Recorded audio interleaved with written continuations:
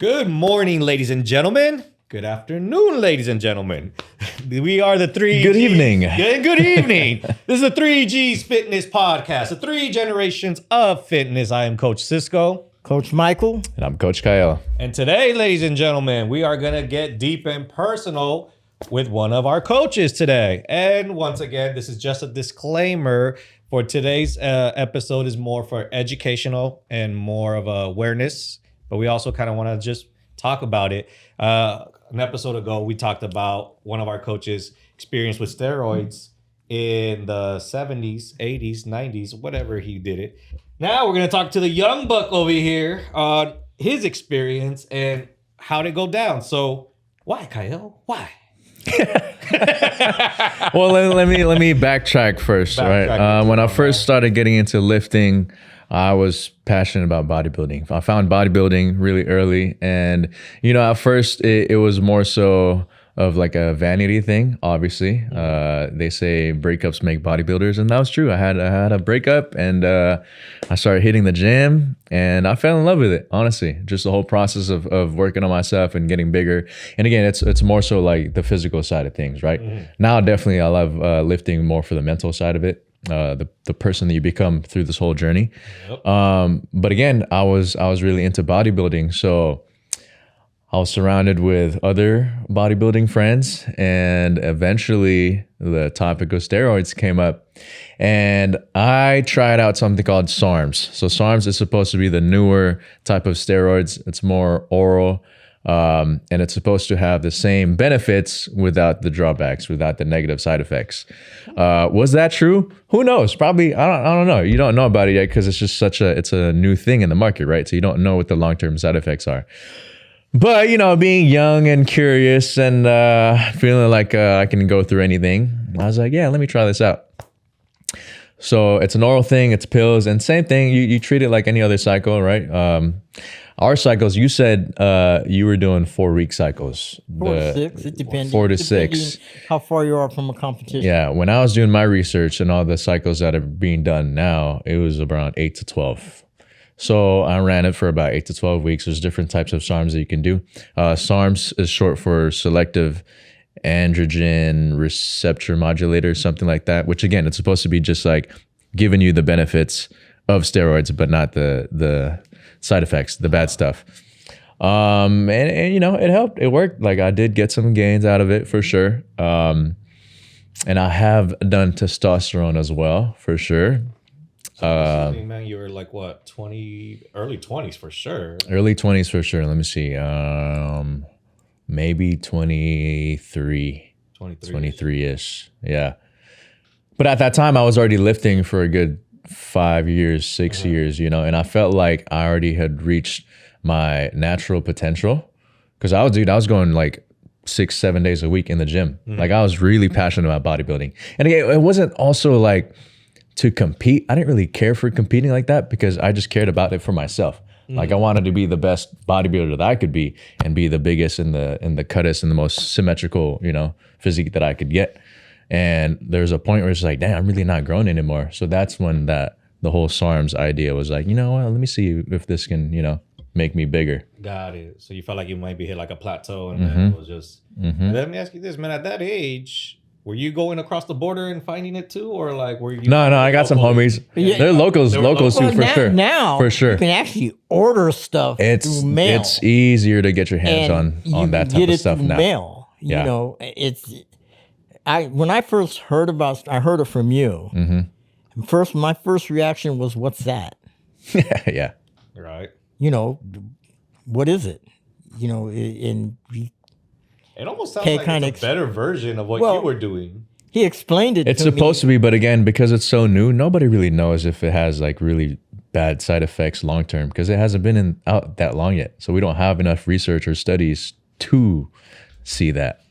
Yeah, and so you're just chancing it. And like I said, when you were using, you even got a stroke in like the early 2000s, right? 2007, 2006. So you were like approaching 50 years old when you got that? Just getting, pretty much. And that's crazy because you weren't using. Well, you were using when you were like 20 years old, right? up till I was 30. Up till you were 30, Close to 30. right? I started when I was like 23 or 20, around 23, 24. So I went all the way until about I was 30, 31. But people don't realize something when you inject. You have to remember the roids, it's injected, but it saturates into your fat, which basically keeps it alive, keeps it going. Were you injected? Oh, okay. Testosterone. I've done testosterone. That was later, probably a couple years ago, 3 years ago. I had a homie. I was kind of still into bodybuilding at the time, and I was like, all right, fine. If I'm gonna do this, I might as well do it now. And then I did it, and I ran it for about 8 weeks, and I hated it. Why? I hated the fact that you had to pin yourself, and I was pinning my delts. There's different points that you can pin. You can pin your ass cheeks, your quad, but I was doing my delt. And you ever gotten acupuncture? Yeah. Once. When they put the needle in you, and then it's like sometimes your muscle spazzes. My delt would spaz a lot. So every time I'd pin my delt, it would like shake. And I was like, damn, like I don't want this to break the needle, and like get it stuck there. I just hated the feeling, And at some point I was like, is this something I really want to like deal with for the rest of my life? And, the whole thing too, as being a personal trainer, my love for bodybuilding was kind of slowly going away already. Just because I know the downsides and the negative sides of having to compete and just the amount of risk you put yourself for pursuing this. And as a personal trainer who always is about like long-term health and longevity, it was really just starting to go against my values, So at some point I was like, you know what, I don't really want to be that big, that bad, So I cut it out, and I haven't touched any of that since. Wow. So for you, it was more, you had the desire, the dream to compete. You had the desire. In the beginning. Yeah, in the beginning. It sounds like you were just trying to prepare your body for the stage and for the I did want to compete. Yeah, for sure. Yeah. So that was the whole point. It wasn't just to be like, I just want to be the biggest in the gym. No, it's like I actually wanted to compete in the sport too, for sure. And then but not anymore. With your friends, I mean, did you feel like, were your friends actual competitors, or were your friends more of, I want to be the biggest in the gym? They also had intentions of competing, for sure. Like we talk about like, oh, we're going to do this show eventually, but he didn't end up doing it either. He had like an injury and stuff like that. So yeah. How percentage wise, how many people you think that compete in bodybuilding, both of you guys, are taking something? 99%. in the competitive level, for sure. 99%. It's like, it's just the norm. It's the norm. What percentage do you think of bodybuilders are taking some form of a steroid or PED? Well, nowadays you got the natural, and then you got there is the actual natural back one. in mine. There wasn't that natural. It was starting to come up, but it was more just the open competition. That's why I say 100%. I say literally 100%. Yeah, exactly. I'll go step down one, say 99%. Because now they created that natural league, which again wasn't that big, and I was also into like the whole IFBB bodybuilding stuff.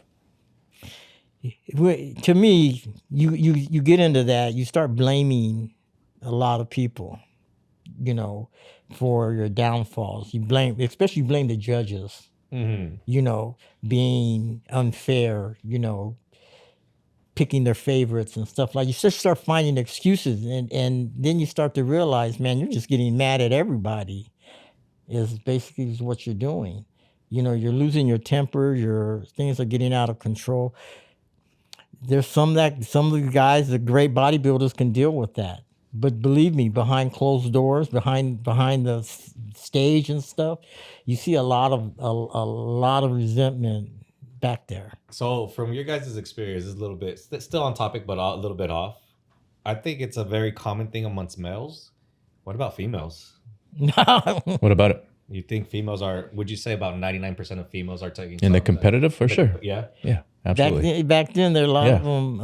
Rachel McLeish and all them. They used to take. They were shooting up. But if you look at them now, if you look at a bodybuilder, I just need to hear their voice. I just need to hear their voice. Oh yeah. The voice will tell. Oh yeah. And then I 100%. Hear her voice, I'll be like, If you look at the bodybuilders now, back then, and looking at them now, you can tell that they've been using roids for a long time in their career.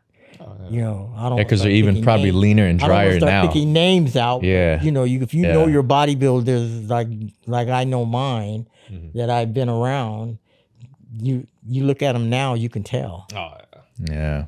You know, especially when they were up there making money. They're not making money like they are now. You know, money they're making now is like way out of the park, you know, compared to what. But it's still not as lucrative as most people want it to. That's why it's tough to pursue that sport. Well, There's not much money behind it. When you get in that Mr. Olympiad, Mr. Universe category, I think you have to be really good. You have to be like top of the top. The money's not too bad, you know, because I don't know, what was that? The last guy that won Mr. Olympia, he got like, you know, 300,000, 400,000. To be the top of the top, but there's so many other bodybuilders, you know, like how are you going, what are the chances of you getting the top of the top like that? But that's my point in why you take the roids is to get to that top of the top. Exactly. Yeah. That's the only way. And out of 10 of them, maybe 1 or 2 or 3, you might get to the top of the top. But you got 7 on down that exactly didn't get there. It's like struggling and selling everything, you know, living in the car just to pursue this thing. To me, you struggle as a bodybuilder anyway, okay? Because you don't got that constant income coming in, you know, and if you're really at the bottom like I was, you were homeless. Yeah, it can be expensive too, you know, like all the food that you have to eat, all the supplements you got to get. That was the worst part of it, you know, is the struggle you go through. Because I was homeless at a point, you know, but I loved to lift. I loved training. Yeah, I loved it. Exactly. So I was willing to sleep in the car. I was willing to sleep in the van, you know, outside of the gym and stuff. Right. You know. 24-hour fitness was a great thing for me because I could take a shower and a bath. Yeah. You know? and then go back to your car. Yeah. At 3 or 4 o'clock in the morning at that time, and get back in my car and go do what I have to do. Yeah. You know, so it I don't know. Bodybuilding. Well, so it sounds like I think we're all in agreement, right? If you're in the sport that like kind of accepts it, condones it, you know. On the low. Yeah. I mean, there's more people slowly coming out if you're now. In a sport but that you love, that it's more for the competitive playing field, I think we're all like, go for it, right? And there are a lot of successful bodybuilders, you know, that are still alive and well today and healthy, you know. So you can do that stuff with actual doctors' guidance and stuff like that. I think in any sport that you do, there's a low point in any sport. In baseball, there's AAA, farm league, where you literally there's sleep a form of a minor league, right? Yeah, minor league. You ride a bus around and you live hard. You know, you get maybe $600 a month to play, and you know, I think every sport there's a low point in it. But which one is the worst? It's hard to say. I think they're all at a point where it's a low point where you struggle, just because you love it and you're willing to struggle. Right. So then, for the love of the sport, if it's allowed, go for it. But don't use anything if you just want to be the biggest guy in the gym. We're not condoning that part. That's not the way to go. Yeah, if you're trying to just impress the locals at your commercial gym, then at that point you're abusing it. You're abusing it, right? And I don't think anybody should. Personally, I don't think anybody should abuse their body. Period. Yeah. Even if you're trying to get to the high point or to the low point, I don't think you should. That's the one thing I learned. Yeah. You know, and being 68, going on 69, almost 70, you know, I think I'm lucky. I think I want to leave off with that because I like that. You shouldn't abuse your body. You know, yeah. I mean, I'm good with that. You got anything to shouldn't abuse your body? No, I mean, for the people that are looking into SARMs and steroids and, you know, going down that route, if you are going to do it, just make sure you do research first, you know. No, we're not going to be able to tell you no if this is something you're really going to want to do. So at least just find proper guidance. Get a coach who actually knows how to do this, how to just deal with this stuff. Bodybuilding coach. Just be aware of what you're putting your body through. Know the risks. But if it's for the sport, then amen. Good luck. And with that being said, like, comment, subscribe. I'm Coach Cisco. Coach Michael. Coach Kael. And catch you on the next episode.